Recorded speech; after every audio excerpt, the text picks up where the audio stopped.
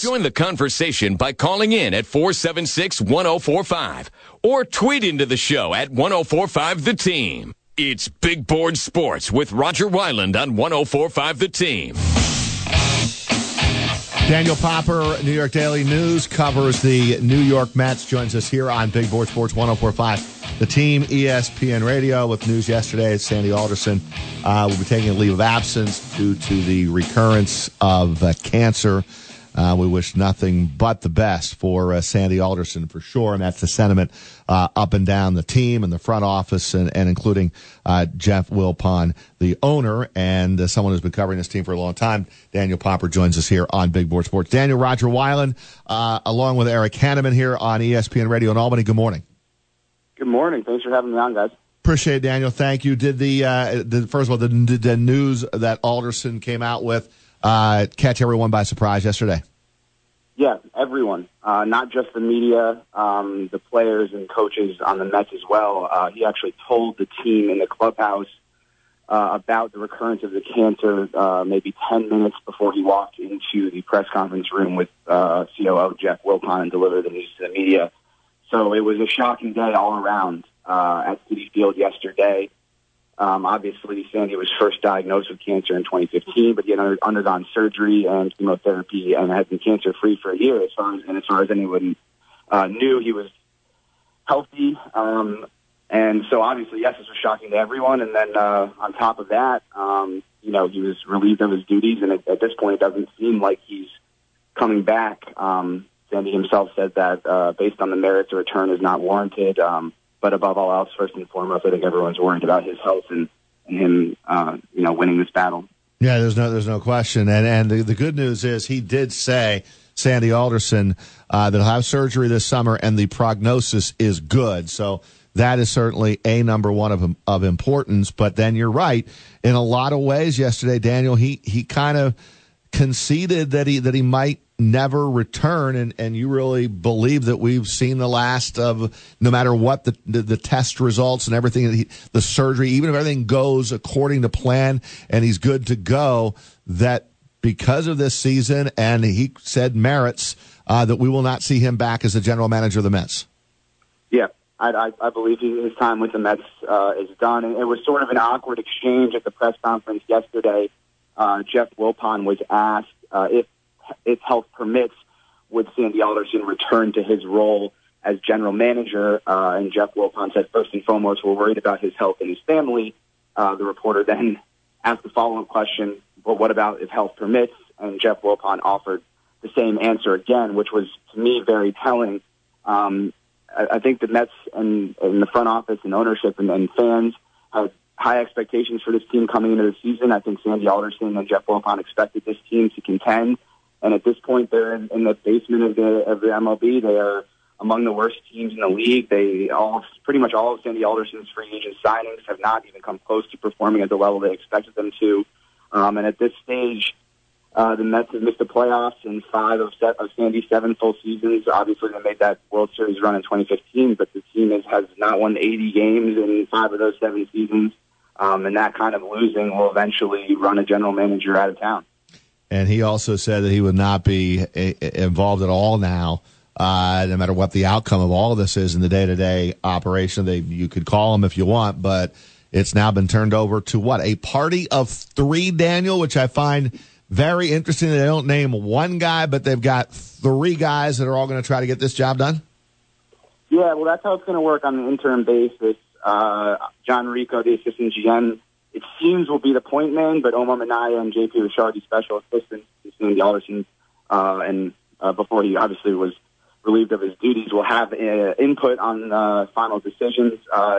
Jeff Wilpon was asked numerous times who's going to have the final authority over baseball operations decisions, and it seems like it's going to be a 3-man party here making these decisions, which, in my opinion, could end up being end up with some difficult situations and maybe won't run as smoothly. Usually you have a single guy who has the authority over these decisions, so that when a trade is on the table or a potential signing is on the table when the offseason comes around, one man can make the decision or a woman can make the decision, and it avoids a lot of the potential difficulties of the situation. So it'll be interesting to see how it ends up working out. with three men potentially all having a say over the final decision. Right, and that being said, we're going into about a month here to the trade deadline, and there's been a lot of talk about many of guys, the headline one being Jacob deGrom. So what are your expectations now for the Mets at the deadline? What players do they think that they'll look to move, and where we'll see possibly Jacob deGrom be, or will he stay in New York? What are your expectations now with these three guys running the team at the trade deadline? Well, I think it's going to be interesting. Our John Harper read a good column yesterday, sort of hashing out what he expects. And, Sandy Alderson was always very meticulous about how he went about his job. He never made many bold decisions, So it's to be interesting to see how the teams and their decision-making, their thought process changes here. Do they become a little more bold? Obviously, Omar Minaya signed a bunch of marquee free agents during his tenure as the Mets general manager before it. Sandy Alderson, bringing in Carlos Delgado, Johan Santana, and guys like that. So will they get a little more aggressive? That's certainly possible. At this stage, the Mets farm system is in a really bad place. There's really no way around that. And the only way, as we've seen across this league, to improve a farm system is to, A, draft extremely well, and B, deal players on good contracts for a haul of prospects. And that's a potential thing the Mets can do here with both Jacob deGrom and Noah Syndergaard. And it's all going to come down to how bold this triumvirate wants to be in rebuilding this team, because at this point the Mets do need to be rebuilt from the ground up, starting with their farm system. I would personally be surprised if they deal Jacob deGrom. I think Noah Syndergaard is the more likely candidate. Now the question is, would they deal Noah Syndergaard during the season, or would they wait for him to come back and improve his value by proving that he's healthy? And then potentially dealing him in the off season when you have more teams vying for him, because then non-contenders would also be in the mix. In my opinion, I think that they have to deal one of these two guys to reinvigorate their farm system, because at this point they just don't have enough talent in their system to fill the holes. And you see it, especially over the last few years, where they have a lineup that's aging veterans, and you have guys that get injured, and you end up in a situation where the guys you're calling up from AAA to fill these holes are not capable of getting the job done in Major League Baseball. And you look across town at the Yankees and what they're able to do when they go through injuries, and even when they're calling up these young guys, they're all coming up and they're producing, and they're Major League caliber players, and that's sort of the model that the Mets should look to. I know that's tough to hear for Mets fans, but that's frankly where they're at. Well, the one bright spot after the not good news from Sandy Alderson is the Mets actually won a game last night, 4-3, snapping a 7-game losing skid. 4-3, they beat the Pirates, and Wilmer Flores, Daniel, pretty good at walk-off wins this season. That was his 3rd and 9th of his career.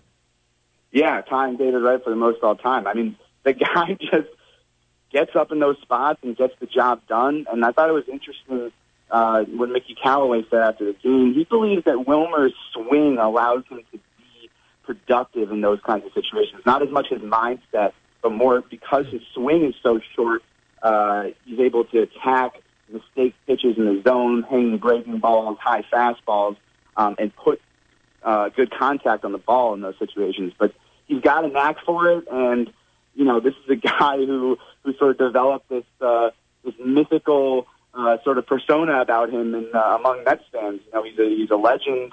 Obviously going back to that game when he cried on the field, obviously endeared him to fans. But the guy just gets it done in big spots, and it's a credit to him.